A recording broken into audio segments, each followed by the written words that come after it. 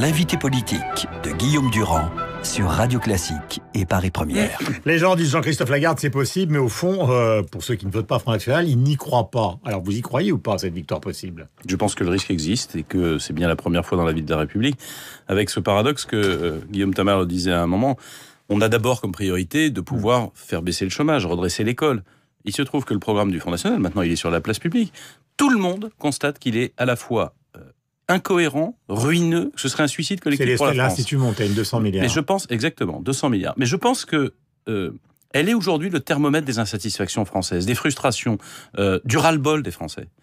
Et donc rien ne l'atteint. Il le disait à l'instant, vous le soulignez, les affaires, c'est le seul parti politique qui fait l'objet aujourd'hui d'une enquête, de plusieurs enquêtes. C'est le réceptacle de la colère. C'est le réceptacle de la colère, mais quand même d'une enquête pour escroquerie en bande organisée. Et ça ne perturbe personne, parce qu'en réalité, personne n'espère en Le Pen, si ce n'est de déverser sa colère. L'argument de Mme Le Pen, c'est de dire que la façon dont les assistants parlementaires sont régulés au Parlement européen, c'est quelque chose qui a été fait par les socialistes allemands, par Martin Schulz, qui d'ailleurs est en tête dans les sondages en Allemagne pour la première fois. Non mais, je dis ça.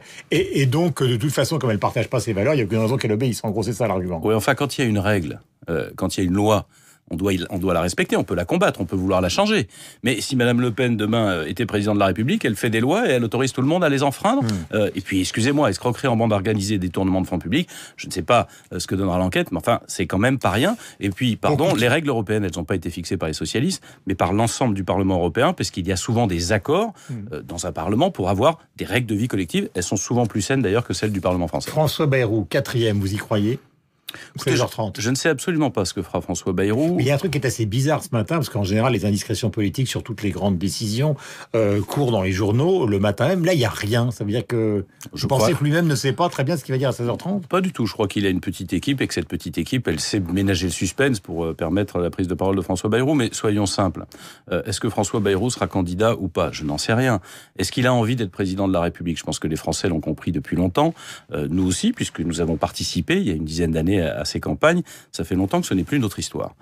Il n'en reste pas moins que je pense que s'il était candidat, ça ne changerait finalement pas grand-chose. Pourquoi ? Parce que j'observe les instituts de sondage et qu'on voit que potentiellement sa candidature prend 1% à Macron, 1% à Fillon, 1% à Le Pen, 1% à Mélenchon. C'est assez neutre sur le résultat. Alors lui, il le sait, il n'est pas idiot. Mais surtout, pour dire quoi et pour apporter quoi.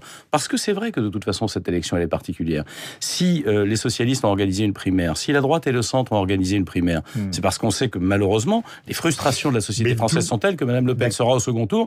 Et la question, c'est que le camp qui n'est pas présent au second tour, eh bien, il est éliminé définitivement. Mais est-ce que vous pensez que dans l'arrière-pensée, justement, de François Bayrou, que vous connaissez bien, il pourrait y avoir, ce qui serait la logique de 2012, l'idée de se présenter, puis après de rallier, j'allais dire, parce qu'il a quand même tenu des propos extrêmement durs contre François Fillon, donc on ne voit pas rallier François Fillon, donc de rallier Macron et pourquoi pas Hamon, si jamais il y a une sorte de coalition qui se dessine à gauche. Écoutez, il y a un mois... la question va lui être posée cet après-midi. Il y a un mois et demi, il envisageait pour le compte de soutenir François Fillon. Aujourd'hui, il l'exclut.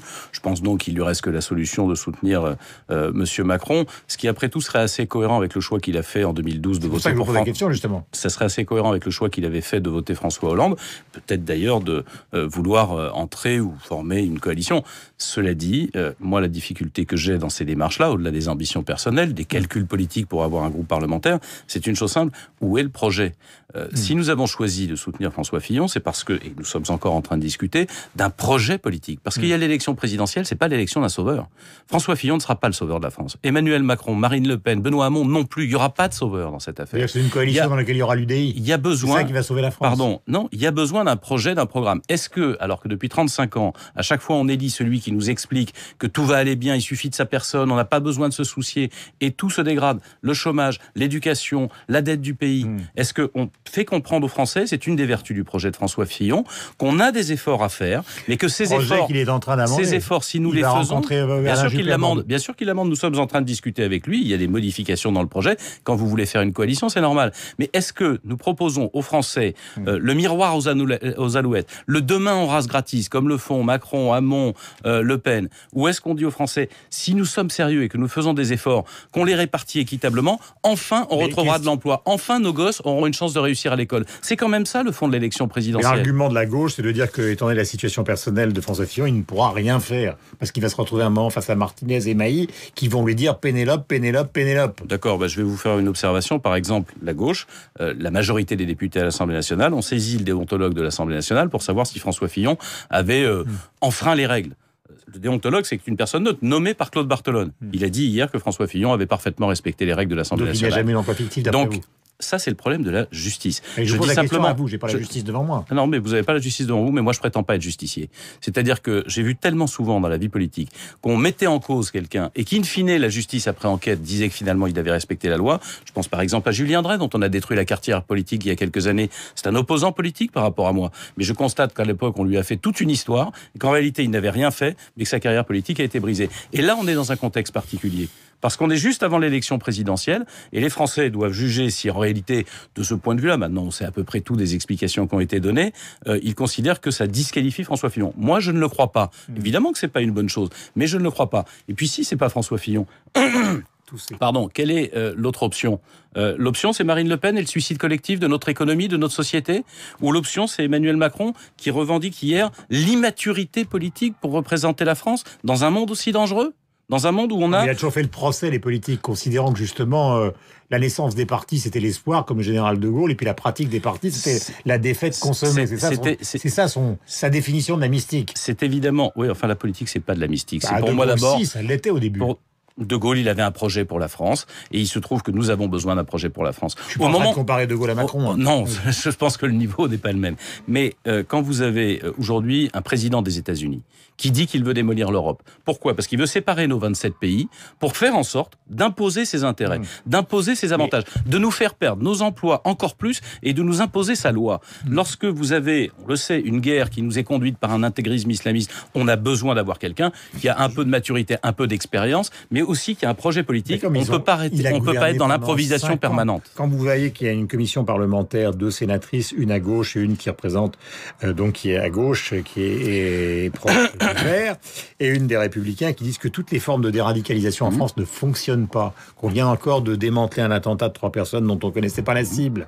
Donc on est dans une crispation absolue. Mais c'est une guerre que nous avons... Et tout ça profite au Front National. C'est une parce guerre. Que vous avez gouverné pendant 5 ans et ça n'a rien réglé. Pardon, d'abord, nous n'avons pas gouverné, si vous le permettez, pendant 5 ans. Pas vous, mais voilà. enfin donc François Fillon a gouverné, maintenant vous le soutenez. Mais pardon, d'abord, pendant la période de gouvernement de François Fillon, il n'y avait pas la guerre que Daesh livre au monde occidental. Deuxièmement, les difficultés éprouvées, par exemple, sur la déradicalisation. Pas les difficultés, carrément rien ne marche. Les échecs, pardon. Et les rapports sénatoriaux sont les meilleurs. Ce n'est pas que français.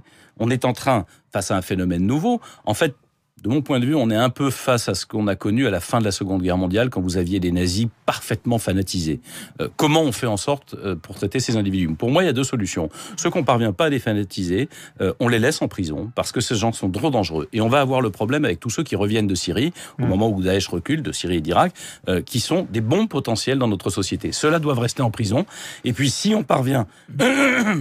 comme on l'a fait avec les jeunesses hitlériennes à l'époque, à faire en sorte de ramener dans le champ de la société, tant mieux, mais tant qu'ils sont potentiellement dangereux, ils restent en prison. Quel est l'accord politique que vous passez avec François Fillon ? Parce qu'actuellement, il va voir Alain Juppé à Bordeaux, les sarkozystes, visiblement, ont dealé. L'UDI, il se passe quoi ? Moi, je ne me mêle pas des affaires intérieures des Républicains. Nous souhaitons construire, je vous réponds, nous souhaitons construire un accord avec les Républicains sur un projet. On est en train de discuter de choses. Je parlais de l'Europe. Sur l'Europe, le fait qu'on puisse construire une gouvernance de la zone euro, c'est-à-dire de rendre notre monnaie utile et une arme contre le dollar, contre le yuan, bref, pour faire en sorte que nous puissions affirmer notre souveraineté économique et ne pas dépendre des grands ensembles mondiaux. Le fait qu'on puisse contrôler nos frontières en commun, qu'on puisse développer des stratégies industrielles en commun, ça fait partie des discussions que nous avons et François Fillon est d'accord avec nous, par exemple. Est bouclé pour les législatives. Il est en train de se boucler. Mais pardon, par exemple, l'Europe devrait avoir... Combien y aura-t-il de candidats de l'UDI ? Oui, mais ça, attendez, ça fait partie... C'est la question que je vous pose. Après, d'accord, mais ça fait partie du sujet et je vais vous répondre. Je vais terminer ma réponse. De la bataille. Guillaume Durand, je vais terminer ma réponse si vous le permettez. Par exemple, nous n'avons pas les grands Google européens. On dépend tout des Américains. Est-ce qu'il y a des stratégies industrielles là-dessus, sur l'énergie? Ça fait partie des discussions. On est en train de parler de l'école, comment on l'autonomise, comment on enseigne la laïcité, comment on enseigne aussi le fait religieux. On est en train de parler beaucoup de choses pour construire un projet et pas seulement parler de candidats qui permettent d'avancer. Et évidemment, ce projet, il se traduira aussi par des investitures législatives. Moi, je n'ai aucune honte à dire. François Bayrou est en train de discuter d'élections législatives, me semble-t-il, avec Emmanuel Macron, que un courant d'idées, une famille politique comme la nôtre, elle a besoin de s'incarner à l'Assemblée nationale aussi, à travers un groupe parlementaire puissant pour défendre ses projets, ses idées. Vous disiez vous-même que François Fillon, vous disiez vous-même que François Fillon est en train d'amender, d'enrichir, de modifier quelques éléments du projet. C'est ce que nous apportons. Ça fait partie du débat normal d'une coalition. Non, parce que vous aurez le chiffre quand on aura conclu les discussions, mais on va retrouver, pour tout vous dire, le niveau des alliances que nous avions formées au niveau des départementales et des régionales. C'est-à-dire ? Eh ben, vous aurez ça dès que ça sera public. C'est-à-dire ? Vous aurez ça dès que ça sera public. Non, mais vous parlez du passé. C'est-à-dire, en l'occurrence, une proportion équivalente à ce que nous avions précédemment. C'est-à-dire, les Républicains sont supérieurs, entre guillemets, en nombre aux membres de l'UDI, mais on est indispensable à la victoire. Et grosso modo, on est dans un équilibre qui est assez classique. On est en train d'y parvenir. Il est 8h28, c'était Jean-Christophe Lagarde, le patron de l'UDI, qui était donc l'invité politique de la matinale.